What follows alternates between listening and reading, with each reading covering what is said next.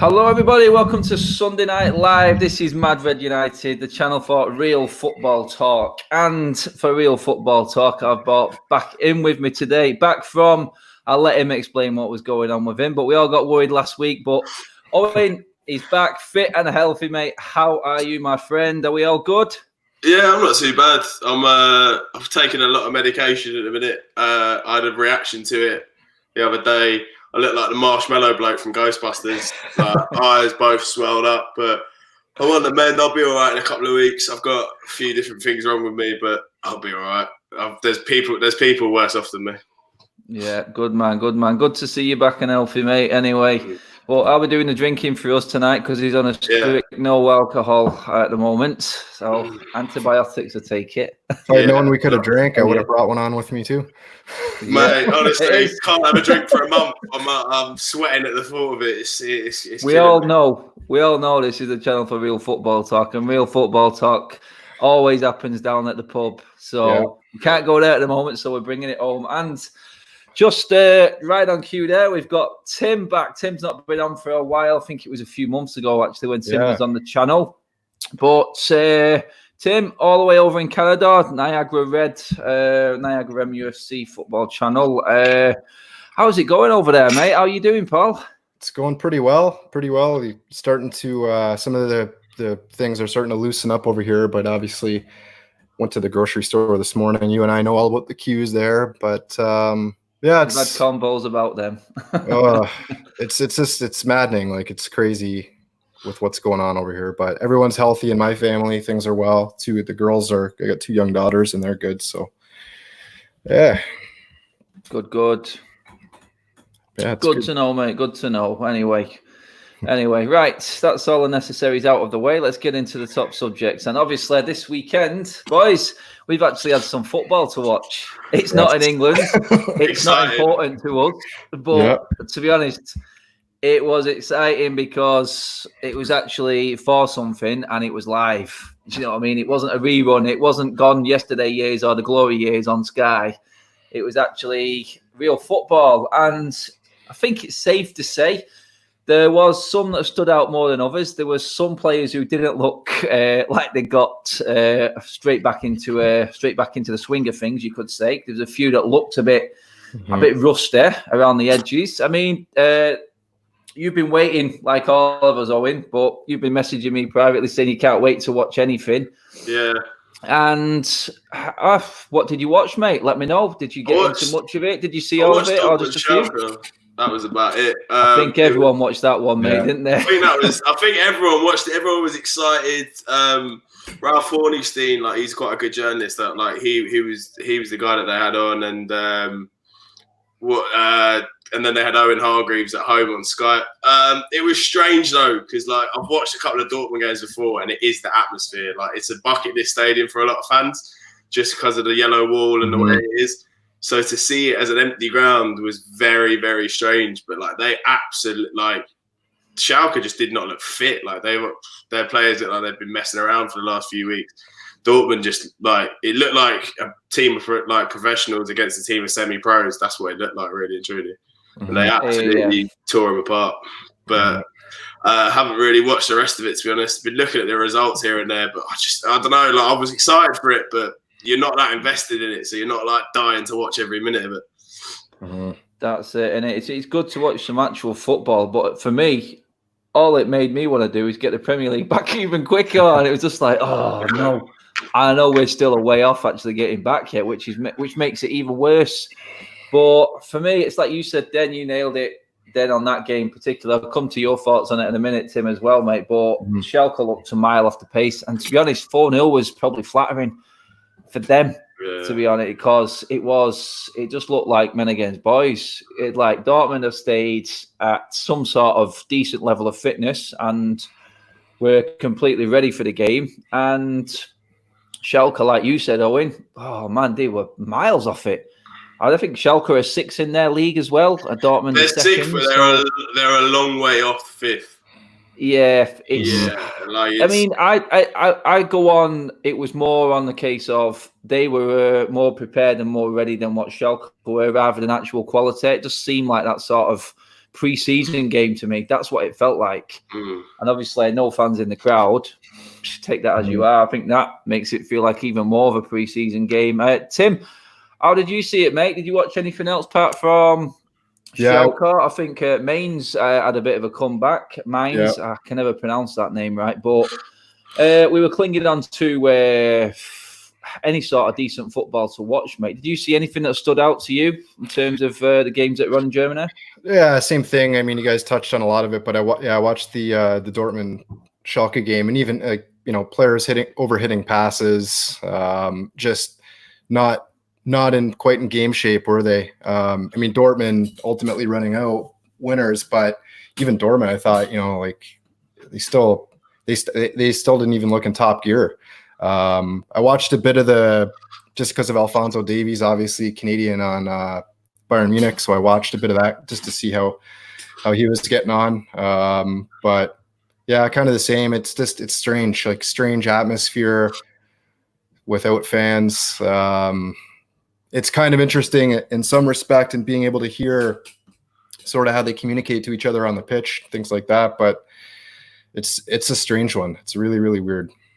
It's like going down the park, innit, and listening to every shout. It's like being in your garden and you're living 5 minutes away from football fields, and you can hear all the shouting from a Sunday league game going on, the swearing, everything. So it's just, and the echo, it's just like that whole like Dawn of the Dead echo sort of horrible feeling to it, empty stadiums and people on the pitch. It's weird. It is such a weird scenario, but everyone in the comments pretty much coming up with exactly the same what you lads are saying there. It's just knowing that that's what's coming for us, and that's the only way we're going to be able to watch football. So, you know what I mean? It's, you don't want to over criticize it in a way, because that's all we're going to have. That's all we're going to have. I think Adam pretty much touched on it there. I think a few people probably watched that Dortmund game simply because we thought we were going to get hold of and see Sancho. Yeah, but did he even touch the ball? Did he? No, I don't know. His barber's definitely not been about anyway, because he needs a trim. I mean, I can't talk about messy beards, but his was pretty all over the gaff. He needs to see the barber anyway, whatever. His beard looks like Flex's, doesn't it? It's getting a bit wild now, isn't it? That one. I don't know. It's just hair looked all over the gaff. He just I don't know. He definitely hadn't seen the barber in a while.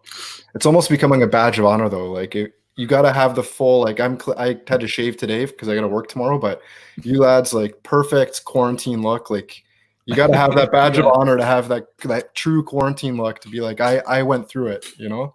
Yeah, that is it. You nailed it in one there, mate. Definitely. Because it's like you said, I said, I'm not going to cut my beard until football comes back.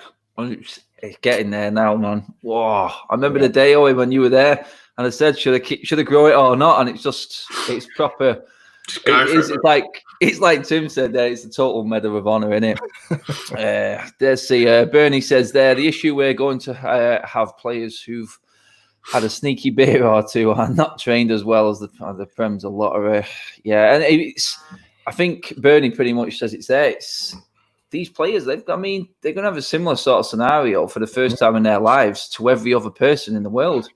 You know what I mean? Their privileges are stuck to their own homes, and it's what they do in their own homes, how hard they train. I know they've got video calling and the physios and the coaching staff, fitness and all that, nutritionists are all on top of them and things like that. But when no one's watching you, it's completely different. It's like the kids are at home doing work. Yeah, we'll do the work. The kids are never going to listen to a mum and dad more than they would a teacher. It's the same thing. The mentality completely changes. And I think it's going to be, by the time everyone gets fully into it, I think, and sharp as they should be, season's going to be over again.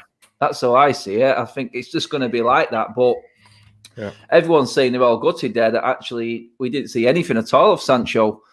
And to be honest, I don't think it really matters. I think I listened to what Mark was saying on United Stand the other day. If he doesn't play that much or has bit parts, we all know the talent the guy's got.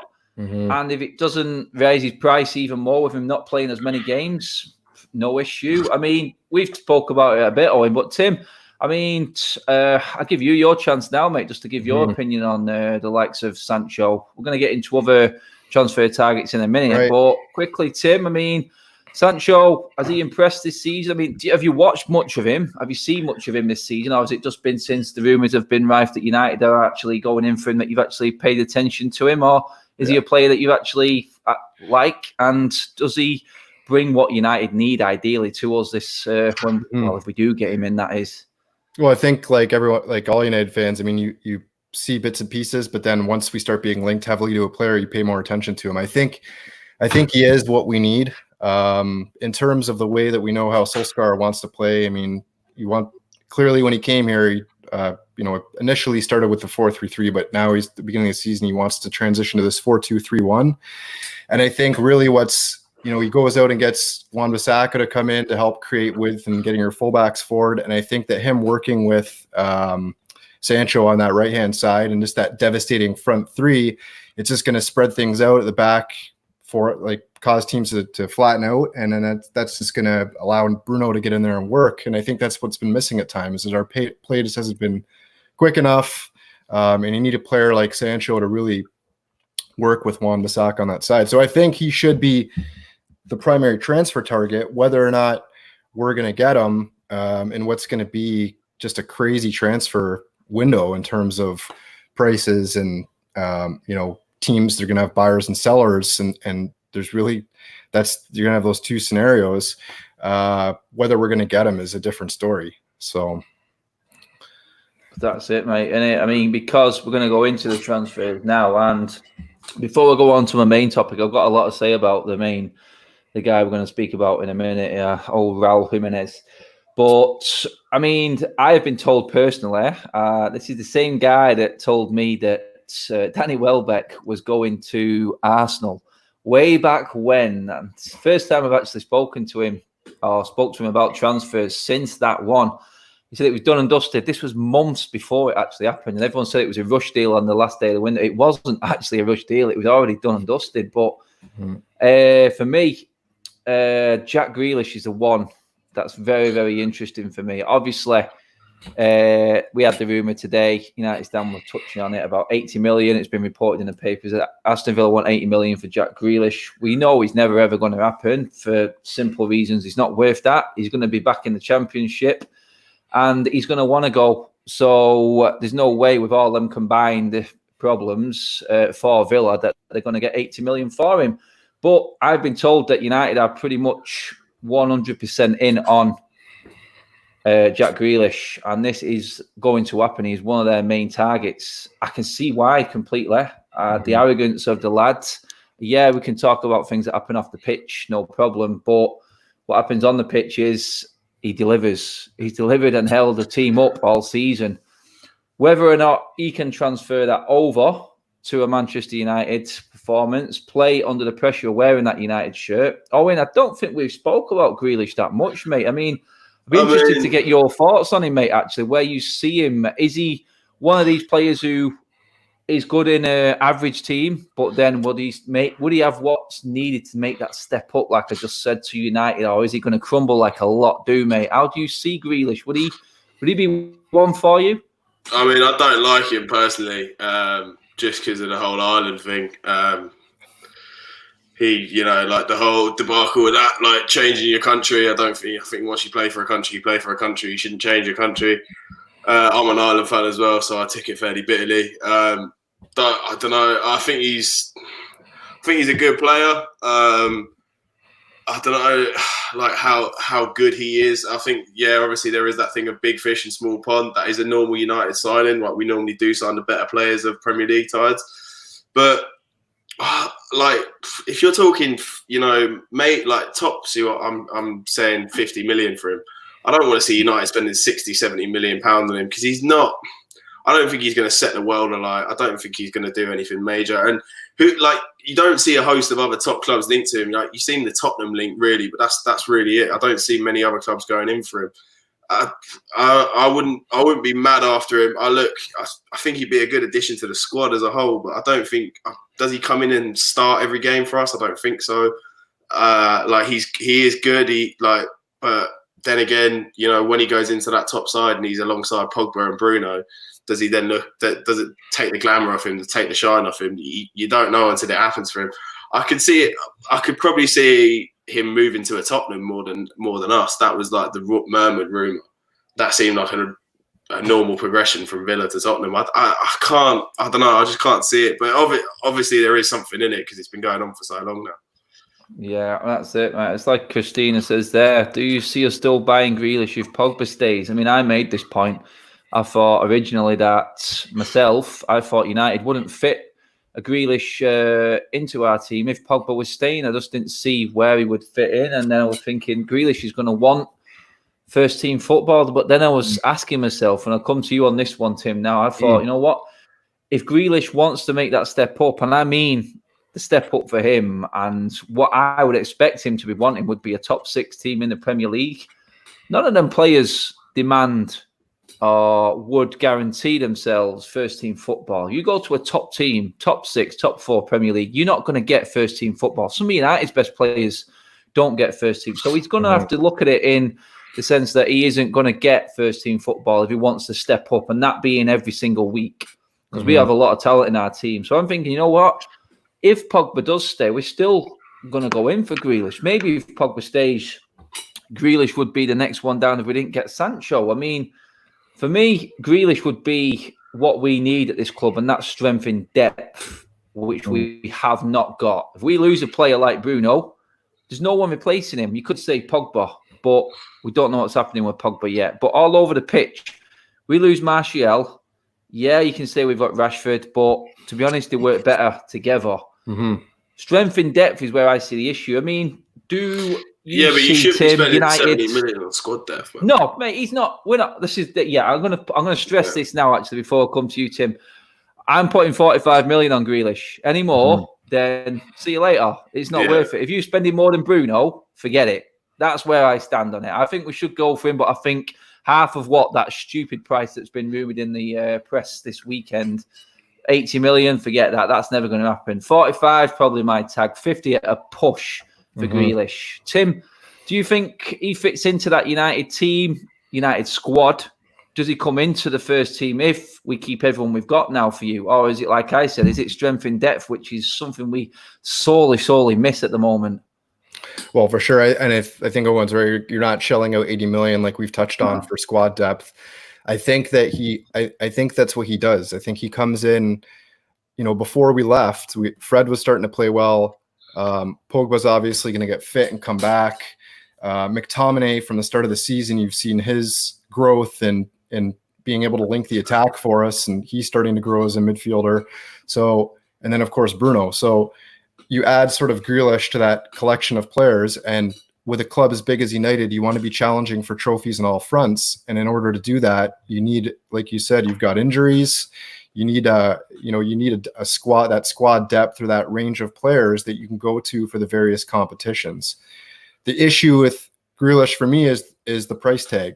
There's no way we're paying that for him. And I think that's going to be the issue that United runs into through this whole transfer window. And the other sort of caveat to all this is the Glazers' other sporting interest is the Tampa Bay Buccaneers over here in North America. And for people that don't follow North American sport or the NFL, they sort of had $90 million in salary cap space to go out and get players to make a championship run for the NFL team. Well, they've done that. They've taken on $90 million in salary here in the NFL, which is also going to open up behind closed doors. So when Ed Woodward is realistically talking about how it's going to be a different transfer window, that's another element to add to this whole thing. Is now that NFL team has taken so much command in terms of trying to build that championship team, so much money out of their pockets without revenues coming in. Where's the money going to come from? Exactly that, mate. That's exactly. It's a fair point, because it has been rumoured that United are actually in a lot stronger position. I don't know where they've got this sudden wealth from. I mean, we are a wealthy club, I do know that, but we haven't really flexed the muscle that our turnover actually shows, in my opinion. Some people will argue that, but I know we've spent quite a lot of money, an awful lot of money, in fact, but I still feel like we could have been going for top players. Maybe that's a change in tack recently, especially the last year. We seem to have been very, very thorough in our transfers, and the ones we have brought in, I can't really argue with in terms of performance. But going forward now, like Nick's just said there, I touched on it last week about the NFL. I think I did it on Aaron's show as well, and how impressive it's run as a sports franchise over there, the NFL and the teams, and what is involved in structure in them actual sporting outfits is scary compared to the Premier League. It really is. It is a juggernaut which the Premier League cannot touch. But the price they charge for stuff is unbelievable. It is crazy over there. Nick is bang on. He's bang on in it in what he says, because there is obviously a pecking order in the Premier League when it comes to money. No, sorry, it's not a pecking order in money. It's a pecking order in terms of club size. Money's sort of changed hands now enough for every single club to feel strong enough to get a player they want and to feel comfortable that they don't have to sell their prized assets anymore. Unless you're a team like Villa who have invested massively and it's failing, and knowing that you are going to go back down again, then that may be a slightly different scenario, which is why I brought Grealish up. But like I was saying then, touching on there about United being in a stronger position, I still feel like we have got some more money to spend, but we haven't spent in the past. And I feel like, I know Mark said this earlier today, actually, I was listening to him, and he got it pretty much how I thought and what my mind was thinking the same. It was a case of some clubs are going to have to sell players they didn't want to sell just to balance the books. And I think that's where they're getting at in the news, with United wanting and probably being in the best place to take advantage of that. So Grealish definitely drops into that one. But the main one I want to talk about tonight, boys, I want to get your in-depth opinion on it. I'm going to give my opinion on this player in a minute because I've got a lot to say on him. That's Raul Jimenez. And obviously we talked about it last week. Owen, you missed it last week because we were talking about Igalo, 20 million. I think the general consensus was that 20 million is too much for Igalo, for a squad player. We'd have extended the loan, no issue at all. We all want to keep him at the club, but if it means taking away 20 million from a prize transfer target like a Sancho or someone like a Partey, maybe a player of that ilk this summer, then most people went with, you know what, we can let him go back. So, obviously then, a lot of people would say, do we need another striker? And the main one that's come up is Raul Jimenez from Wolves. How much would Raul Jimenez cost? Because, like I said, I'll let you boys go on in first. Owen, I mean, I don't know if you went to the many, many games that we've had against Wolves recently. I've been to every single one, home and away. Has he impressed you? Is he one of them players that stands out as a player that would improve Manchester United? Do you like Raul Jimenez? Let's get that out first. I like him, I like him a lot. I like when he used to put on the old like Rey Mysterio looking mask as a goal celebration. I think that's what made him stand out to everyone at first. He's an exciting player, but what is he, 28, 29? He's getting there. Yeah, if you're thinking about splashy, it's probably 60 or 70 million that they're looking for. Realistically, I think, isn't it? But that's what's rumored anyway. And they bought him for 30. So that was a year ago. So Wolves are in a very strong position in terms of financially. They're owned by that Chinese consortium with Mendes. So like they don't have to sell. Like I can't. But maybe this may affect them. He is 29, but I've seen the other links to Moussa Dembele at Lyon, and I'm a massive fan of him. I think he really suits our system.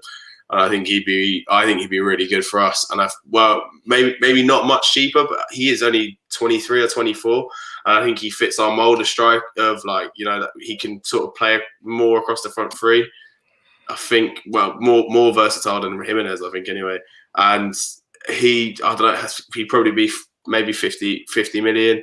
You get more out of him. I think he suits the system better with Rashford and Martial. And if Sancho if Sancho came in, possibly that's still to happen. But I think he'd suit our system really well. Someone saying about Werner there, he's gone to Liverpool. I can't see anything happening there. But Igalo again as well is.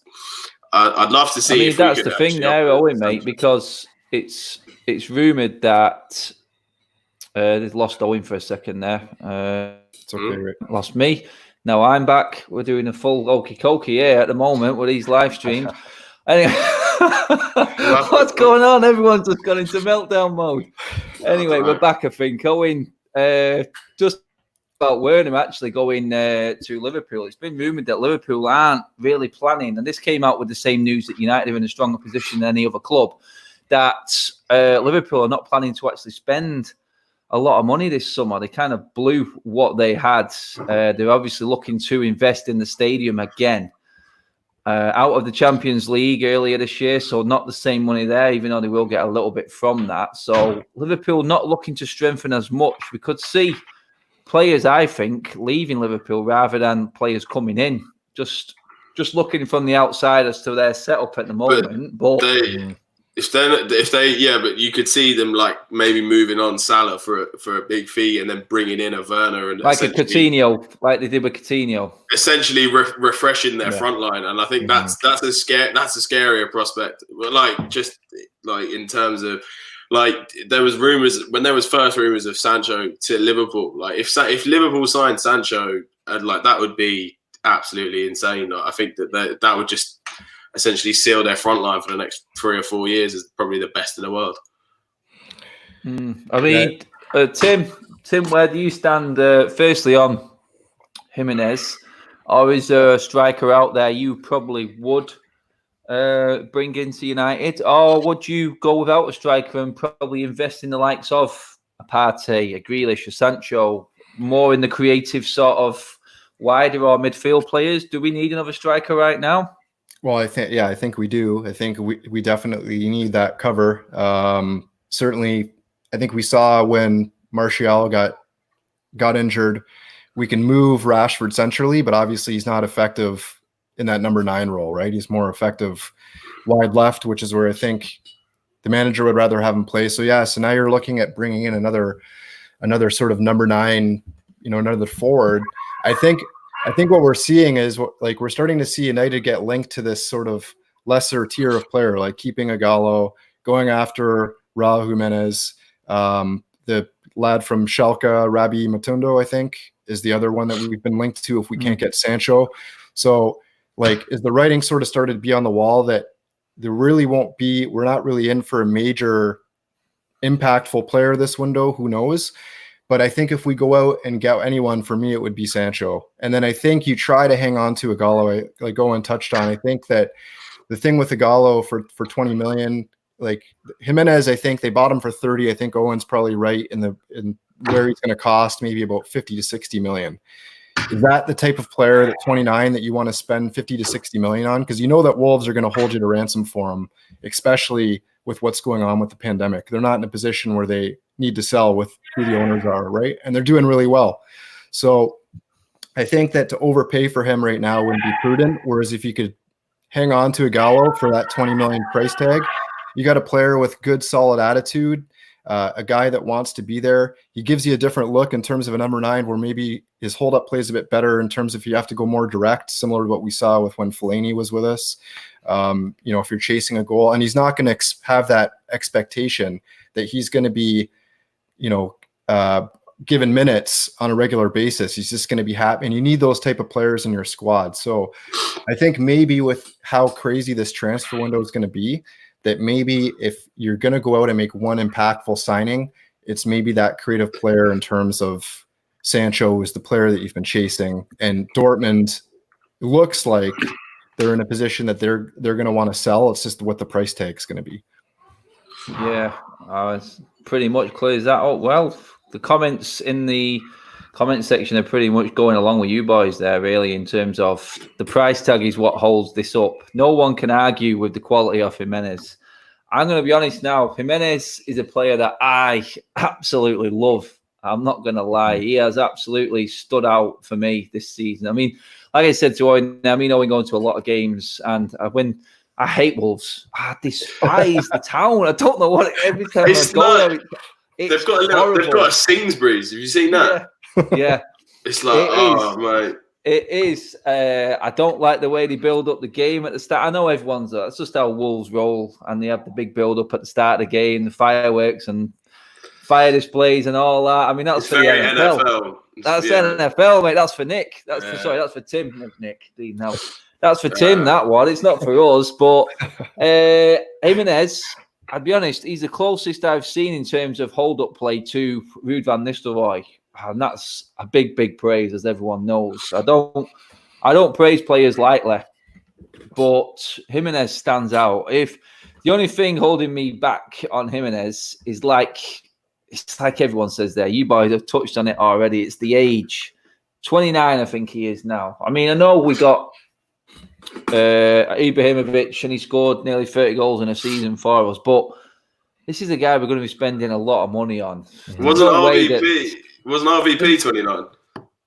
He was, mate, but he wasn't going to be 60 million. You know what I mean? It was, but in that market, I think 27 million. 27 million then was probably what 60 million is now. That was on a. That's 8 years ago, Adam. Honest though, yeah, you can bring inflation into it, but with the team that we already had, he was like a jigsaw puzzle piece that was missing under the couch, and we found it. And we had to do everything we could. We had to dig up the couch, move all the furniture just to get that piece, and that won us the title. Yeah, this squad is nowhere near ready to challenge for the title. So I would say, if Jimenez was going to be the missing link that was going to take us to that title, I'd have said, you know what, 50, 60 million, let's do it. You know what, we're going to get that back. I mean, we're going to get that back in abundance. Another name to throw out there is... here we go. Tim's got one. What's he got? I talked about him. I had Craig Forrest, the former Ipswich keeper. I talked to him a couple of weeks ago. And one of the names we were kicking around, who's United's been scouting, and he's been linked to Arsenal, United, and Bayern, I believe, is Jonathan David from Ghent. 23 goals and 40 appearances in the Belgian league. Terrific year. Fits Ole's system in terms of how Ole wants to play. I know it's the Belgian league, and that was kind of what we were talking about, but he's been terrific. But young, works hard off the ball, terrific, like fits into the type of player, the mold of player that Ole has been trying to bring in. So, and with the Belgian league already finished, you can get an early jump on negotiations. How much is he going to cost really to bring him over from a team in Belgium that's been bereft of revenue for the rest of the season? So they're going to need money. So that's another option as well. Yeah, I mean, you look at Belgium league and straight away you go, red flag, because it is the Belgian league. It naturally comes up, but you look at a player like that, how much would he cost? Yeah. Would he be the Lukaku coming from Belgium, who maybe takes 2 or 3 years to actually come good, but then when he does come good, he is going to be up there with scoring goals like fun. And the ratio, obviously, I don't like Lukaku, but his goal ratio stands out right up there in the Premier League. It took him a couple of seasons. That's the fear, isn't it? I think the problem we got with a lot of United fans right now is they want something now. They want it to be fixed now. We can see the improvement that we're making, and now everyone's actually thinking properly, like we should do, about transfers, rather than going, why are we not in for this big player? Why are we not in for him? This is Man United. We should be doing this.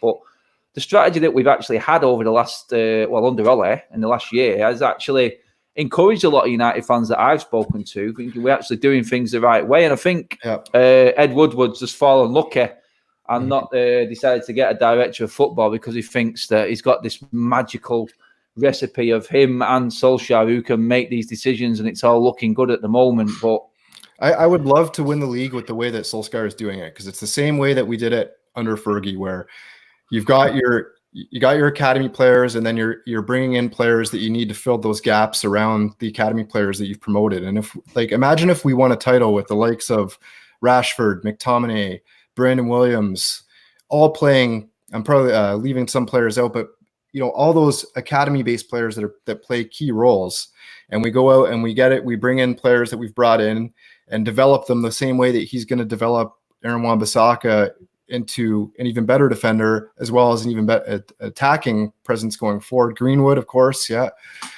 So it would just be that's the way, me as a supporter, that's how I want to win the title. I don't want to go out and splash millions and millions of dollars on players, mercenary footballers that we've seen over the years, in the last few years, that have come in. Di Maria have come in, Falcao, that have taken time to settle and haven't done well.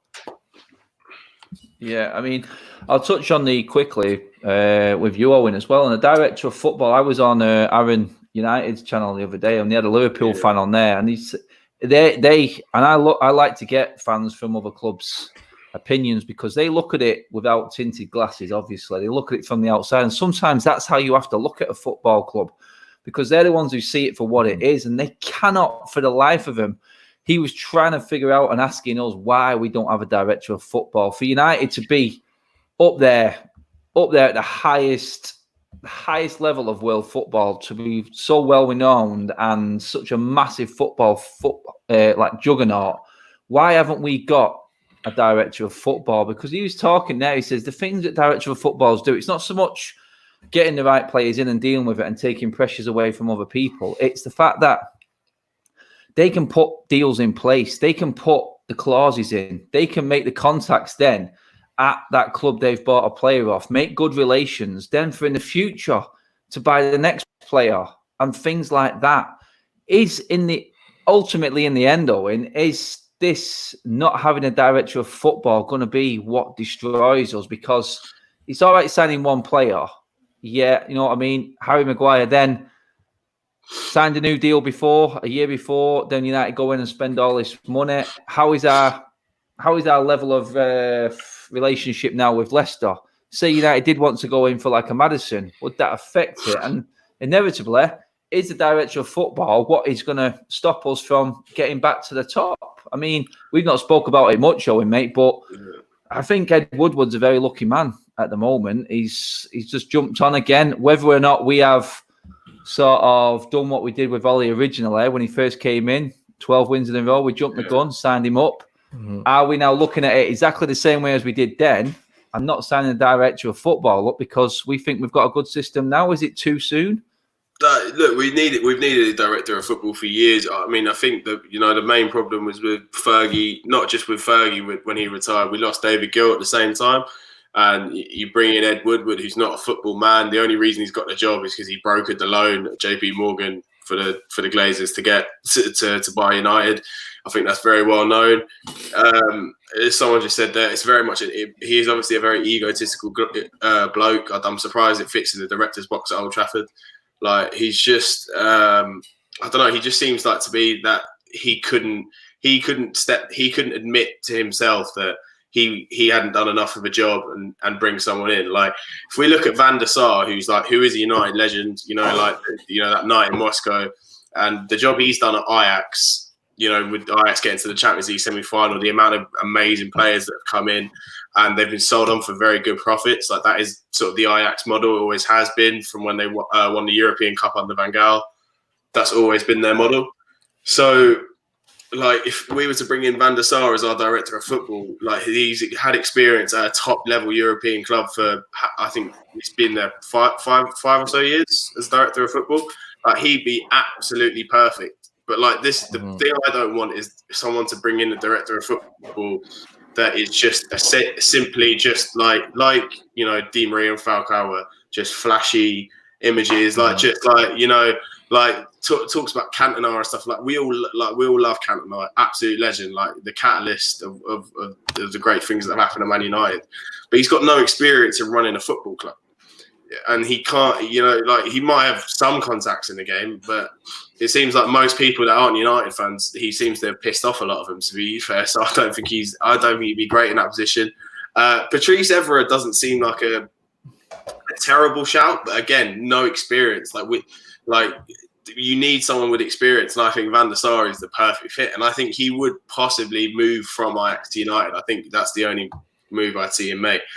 But that's the only thing with the director of football. I'm afraid that Woodward will just or like Rio Ferdinand or someone like that, just put in a name, and like the fans are like, oh, he's a legend, and you kind of let him off.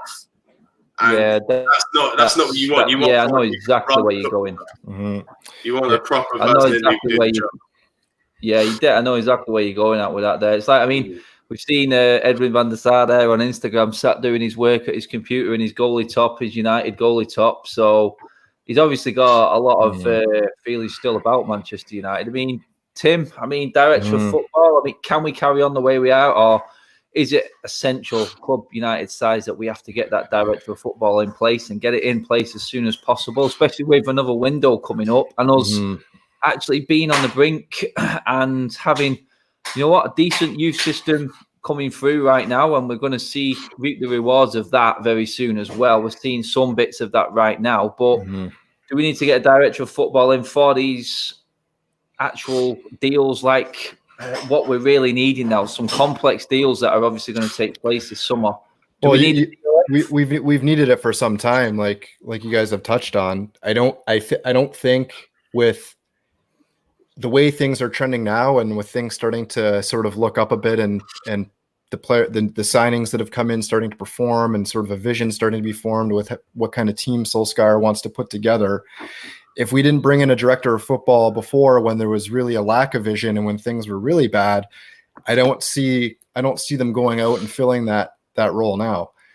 It's needed. It's definitely needed. I think, like Owen touched on, it's got to be a strong character, because you're really that link between manager and owners and directors, right? You're bridging that gap between what the team needs and creating a vision with the manager, and then bringing transfer targets to the owners. And so you're going to need someone that's a very strong personality. Working with Ole probably won't be as much of a problem, but to work with the likes of Woodward and the Glazers, you're probably going to need someone who's a very strong character. And that's why, like you guys outlined, I don't think it's the right role for somebody like the likes of Rio or Darren Fletcher or Patrice Evra, players that have been mentioned in that role. You're somewhere along the lines of, like you touched on, Van der Sar would be perfect. The biggest thing for the director of football for me is the recruitment, right? Like, you see these clubs, and Liverpool, when they brought in, the name of the guy that's there now escapes me, but when he followed his predecessor, the sort of system that was in place for him to recruit the players already and essentially have those deals in place. And it's more or less Woodward's is filling out paperwork at that point, kind of thing. So that's really the link for me that's missing. It's needed, but I can't see it happening right now, with things finally looking like they're going in the right direction.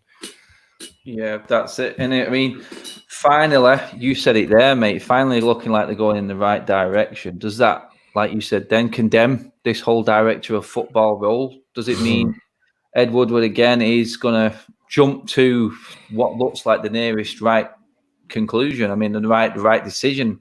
He thought he was doing it when he signed up Solskjaer.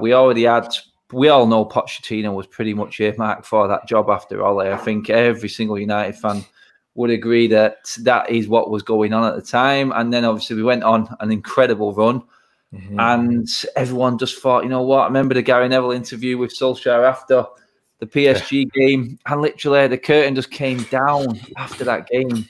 Is it going to happen again? I mean, it has been good. Ole has got a decent record against big teams. I mean, I don't know any manager in the world who has won 3 times in one season against Pep Guardiola.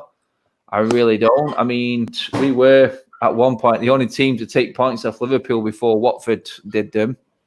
But it all comes down to, and a lot of fans, I think I posted up what Mo said there a minute ago. He actually said Ole needs to go first before Ed Woodward. And for me, probably right now, Ole is in the job, and he's going to get a job into next season, because he's shown, for me, a little bit of promise in what he's done in that director of football sort of role, and the way he's recruited. He's picked the people who want to play for United. Yeah, people will say it's all English players, that's easy. And I made a point the other day that he's picked players that are going to listen to him and not gone for juggernaut signings, marquee signings. They're just not going to happen at United anymore.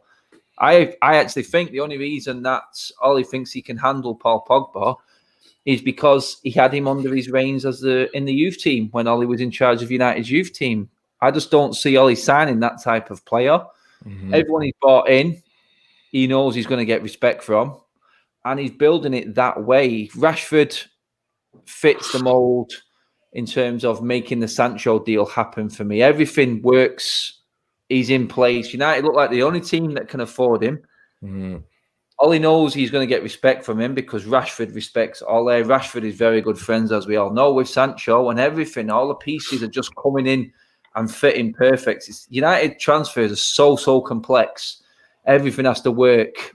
And Sancho, number 7 United shirts in the pro shop. We're going to make a fortune, aren't we? Sancho's going to pay the money back instantly. We all know it. He's going to be one of the England players going forward into the next big championship.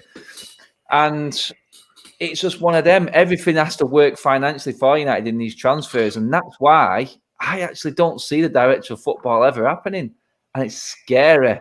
And that's inevitably what I think will hamper us and stop us going forward. But the worst part about all of this is the last person you want going into this window with how temperamental it's going to be because of what's taken place with the pandemic is Ed Woodward.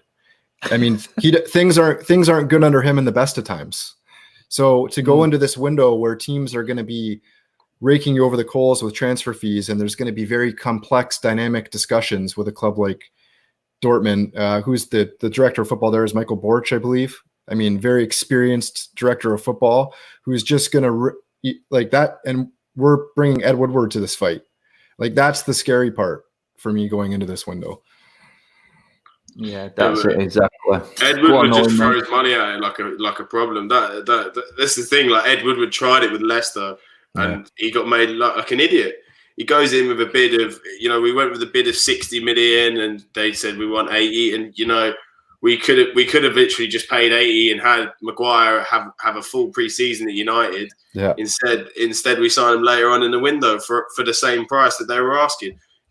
He always gets his pants pulled down in these transfer deals, and he always pays the top fee what they're asking for.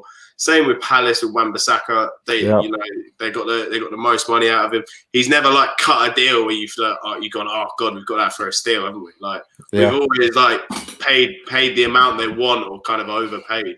There's never been a point where Woodward's like got a cracker of a deal for us. Like James for 15 million looked unreal at the start of the season where he was banging in a few goals, but looked about right, to be fair. Like he's not going to tear up any trees. Yeah. That's it. So we're coming to the end of the show, boys. Let's finish on a happy note, as we always like to. All right, I'm going to come to you first, mate. Everyone in the comment section, before we finish up, get involved in this one. Who is going to be, because we're going to restart. We know the football's going to come back. They're just not going to let it. They're not worried about people's health, I know. But who is going to be United's top goal scorer by the end of the season, mate? Because Rashford's coming back. Do you mean just in the quarantine period, or do you mean now? Okay. Martial's on 16. Obviously played more games coming up to this break than Rashford. Rashford's on 19. Who's going to be United's leading goal scorer at the end of this season, mate, when it's all done and dust? Because we've got a lot of games, mate. FA Cup, Europa League, Premier League. Are they going to do FA Cup? They're talking about it. Yeah, they want to get them all in. Mate. I think they'll do the FA Cup because it's at quarterfinals, but there's too many games in the Europa League for them to do, I think.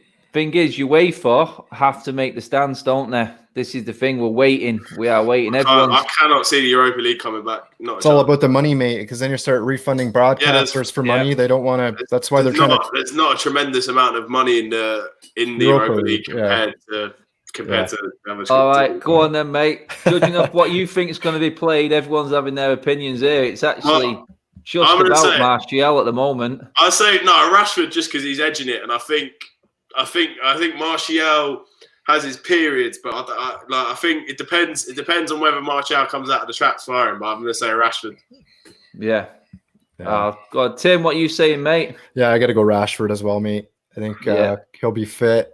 And I think it'll be ugly to start in terms of the quality that we see, but I'm sure there's a couple goals and there are a few goals left in for him for sure. So. Yeah, hopefully fires us in the top four.